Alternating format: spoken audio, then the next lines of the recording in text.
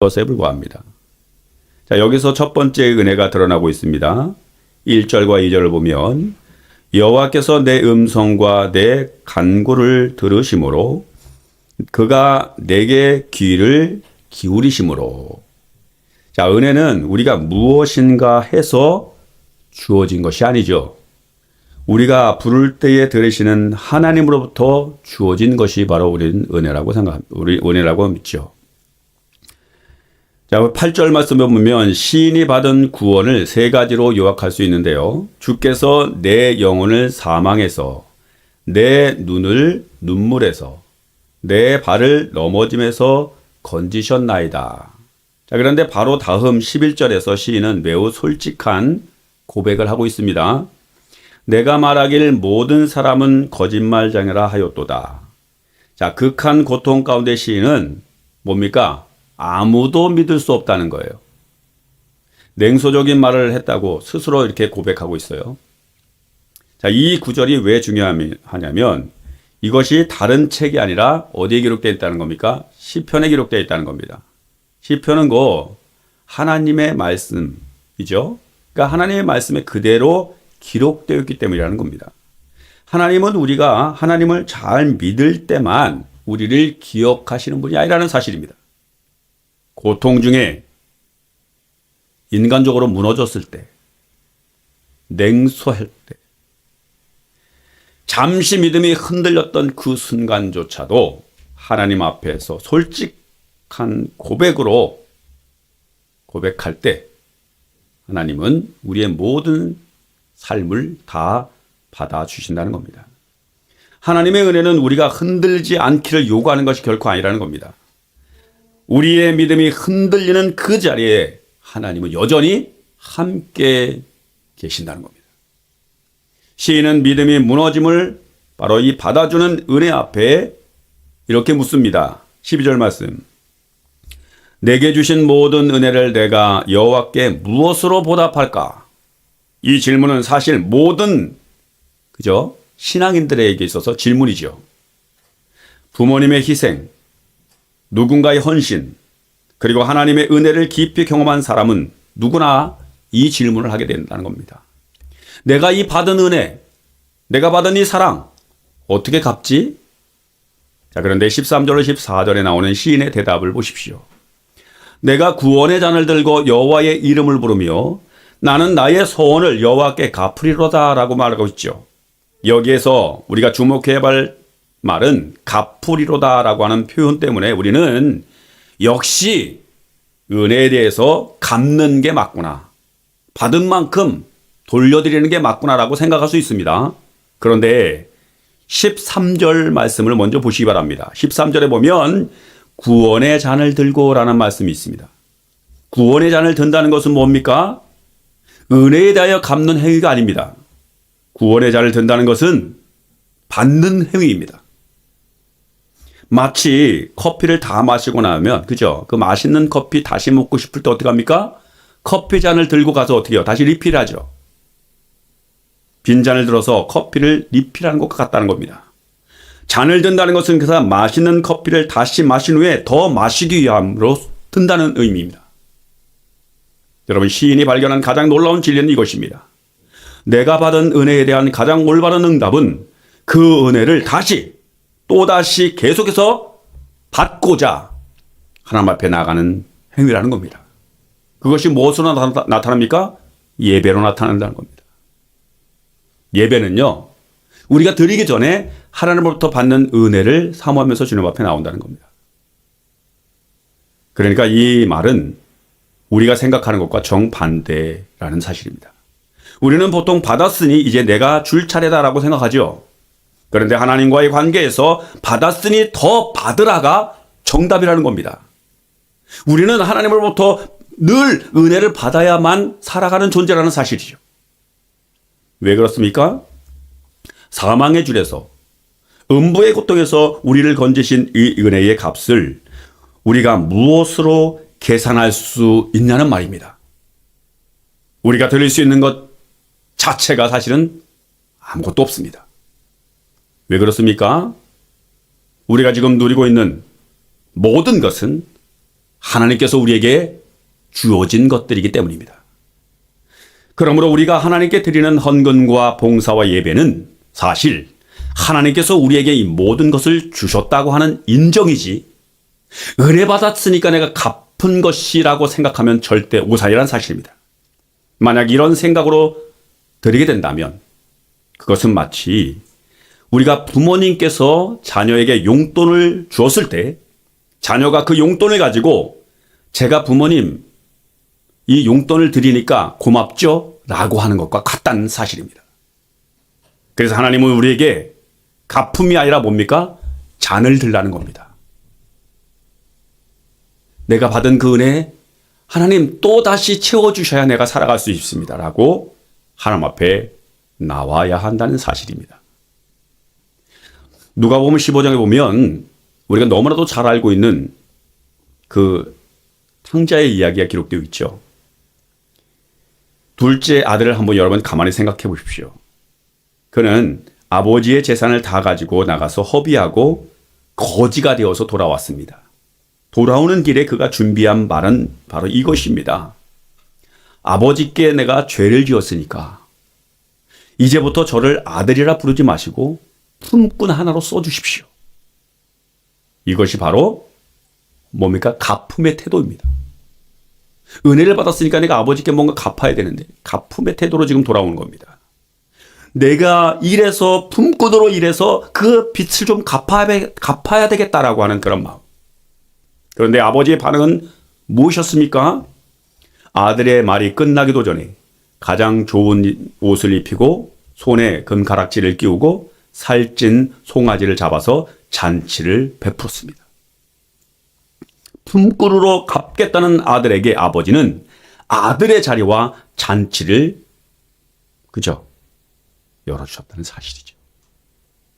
이것이 바로 시편 116편의 구원의 잔을 의미하는 것입니다. 하나님은 우리가 빚을 갚으려고 일하는 모습을 원하시는 것이 아니라는 사실입니다. 우리가 다시 아들의 자리에 앉아서 잔치의 잔을 받아드는 것을 하나님은 원하신다는 사실입니다. 14절과 18절에는 두 번이나 걸쳐서 여호와의 모든 백성 앞에서 서원을 갚으리로다라고 표현이 반복돼서 나옵니다. 채무청산처럼 들리겠지요. 이 서원의 실제 내용은 무엇인지 17절에서 우리는 확인할 수 있게 됩니다. 내가 주께 감사제로 드리고 여호와의 이름을 부르리이다. 서원을 갚는다. 감사제를 드리고 이름을 부른다. 곧 예배를 말합니다. 같은 선상에 있습니다. 서원을 갚는다.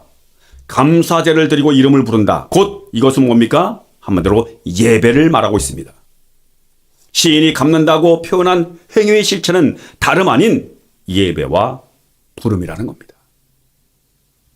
이것은 하나님께 무엇을 드려서 손해를 메우는 것이 아니라 받은 은혜를 인정하고 그 앞에 더 깊이 나가 하나님과 깊은 교제를 의미한다는 사실입니다. 진정한 갚음은 뭡니까? 하나님과 깊은 교제입니다. 교제는 예배 가운데 이루어지고 말씀을 묵상하는 가운데 이루어지며 기도 가운데에 이루어지고 있습니다. 그러니까 하나님 앞에 우리가 갚을 수 있는 최고의 갚음은 바로 이겁니다. 예배입니다. 하나님 말씀을 듣는 것입니다. 하나님 앞에 기도하는 겁니다. 15절 말씀에 보면 여호와의 눈에는 그의 경건한 자들의 죽음이 귀중한 것이로다라고 말씀하고 있죠. 이 시편에서 가장 깊은 내용입니다. 시인은 방금 사망의 줄에서 건짐을 받았다라고 고백했죠. 그런데 갑자기 15절에서는 뭐라고 말합니까? 성도의 죽음에 대해서 이야기하고 있습니다. 여러분, 너무나도 모순처럼 보이지 않습니까? 건지셨다고 했는데 왜 또 죽음에 대해서 말하고 있습니까? 여기서 우리는 중요한 진리를 만나게 됩니다. 하나님의 은혜는 고난을 피하게 해주는 것이 아니라는 사실이죠. 고난의 면제가 아니라는 겁니다. 고난 가운데서도 심지어 죽음의 순간까지도 함께 하시며 그것을 귀하게 보시는 것, 함께함이라는 사실입니다. 이번에 건짐받은 시인도 언젠가는 어떻게 됩니까? 죽게 되어 있습니다. 모든 사람도 역시 다 죽습니다. 그러나 그 죽음이 뭐라고 합니까? 하나님 보시기에 귀중하다라고 말하고 있어요. 죽음이 귀중하대요. 왜냐하면 그 죽음조차도 하나님과의 관계 안에서 일어나는 일이기 때문이라는 사실입니다. 여러분, 오랜 병상에 누워 계신 성도님들의 마지막을 제가 신방을 통해서 많이 경험해 봅니다. 그러니까 신방했던 날들이 기억합니다. 더 이상 말씀을 길게 이어가지 못하는 그러한 상태에 있을 때에 손을 꼭 잡고 그 성도님을 위해서 기도할 때에 그분이 기도하는 가운데 뭐라고 고백하는지 아십니까? 주님 감사합니다. 주님 감사합니다. 여러분, 임종을 앞두면서 죽음 앞에 선 그분의 입술에서 나오는 고백이 주님 고맙습니다. 감사합니다라는 말이 연이어서 나옵니다. 기도하는 동안 두려움이 아니라 이상하게도 평안으로 그들의 마음을 주장했다는 사실이죠. 그 순간 깨닫게 됩니다. 하나님은 그 성도를 그의 고통 자리에서 구해내지 않으셨지만 그 자리에 함께 하시고 계시구나. 그 마지막 순간 하나님은 귀중히 보고 계시구나. 우리가 흔히 생각하는 응답받은 기도는 고통이 사라지는 것이지만 시편 116편에 말하는 은혜는 그보다도 깊다는 사실을 발견할 수 있습니다. 고통의 끝에서도 심지어 죽음의 자리에서도 하나님께서는 우리를 등을 돌리지 아니하고 우리와 함께 하신다는 사실을 기억하셨으면 좋겠습니다. 하나님은 여전히 우리와 함께 하십니다. 우리가 실패할 때도, 우리가 낙심하여서 하나님 어디 계십니까? 라고 울부짖을 때도 하나님은 여전히 저와 여러분의 삶 가운데에 동행하고 계시다는 사실을 기억하셨으면 좋겠습니다. 16절 말씀에 보면 이렇게 기록되어 있습니다. 나는 진실로 주의 종이요 주의 여종의 아들 곧 주의 종이라. 주께서 나의 결박을 푸셨나이다. 주의 종이라는 표현이 두 번 반복되며 여호와의 종, 이 여종의 아들이라고 표현이 더해지고 있죠. 이것은 단순한 신분에 대해서 설명하고 있는 것이 아닙니다. 태어날 때부터 주께 속한 자라는 의미를 담고 있다는 겁니다. 종의 집에서 태어난 아이가 자동으로 그 집안에 속하게 되듯이 우리는 스스로의 노력을 통해서 하나님의 소유가 된 것이 아니라 어떻게 해요? 은혜로 하나님의 자녀로 태어난 것입니다. 주께서 나의 결박을 푸셨나이다. 우리를 묶고 있었던 것은 3절에 무엇이었습니까? 사망의 줄이었지요. 그 결박을 푸신 분이 누굽니까? 하나님이십니다. 우리의 빚을 갚아서 자유를 얻은 것이 아니라 이미 자유를 우리에게 선물로 주시고 우리는 믿음으로 그것을 받았습니다. 오늘 본문의 17절로 19절 말씀 보십시오. 내가 주께 감사제를 드리고 여호와의 이름을 부르리이다. 여호와의 모든 백성이 보는 앞에서 여호와의 집들에서 예루살렘 한가운데서 할렐루야. 시인의 마지막 응답은 혼자가 아니라 회중 앞에서 예루살렘 한가운데서였습니다.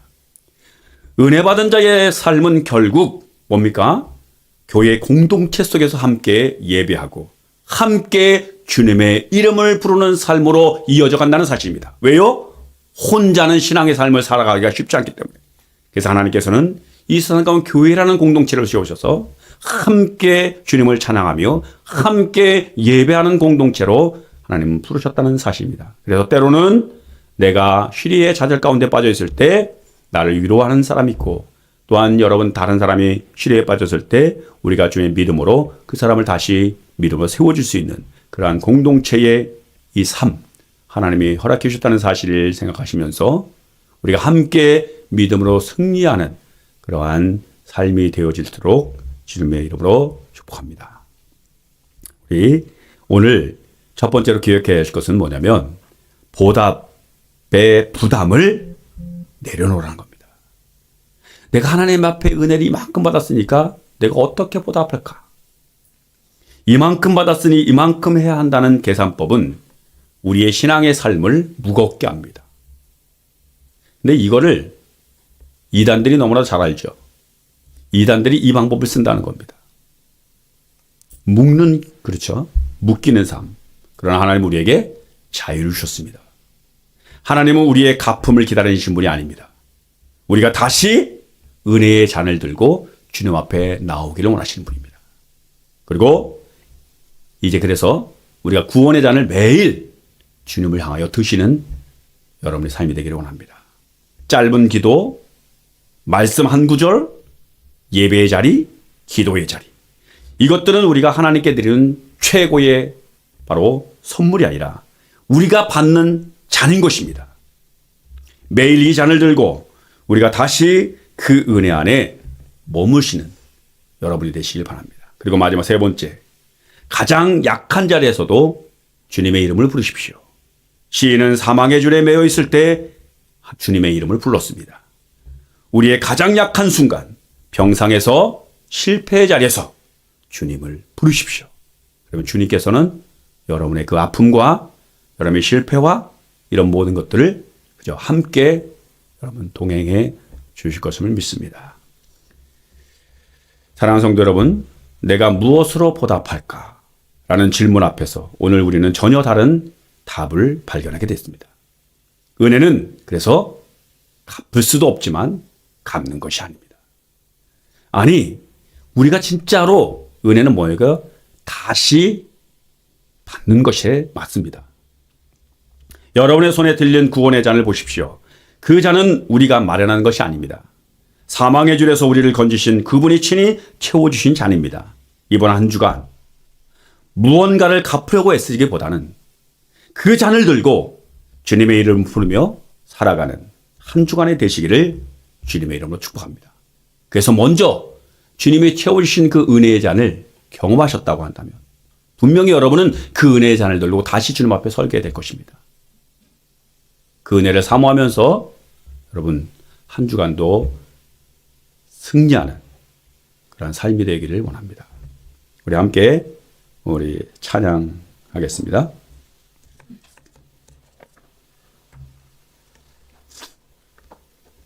오직 예수뿐이네.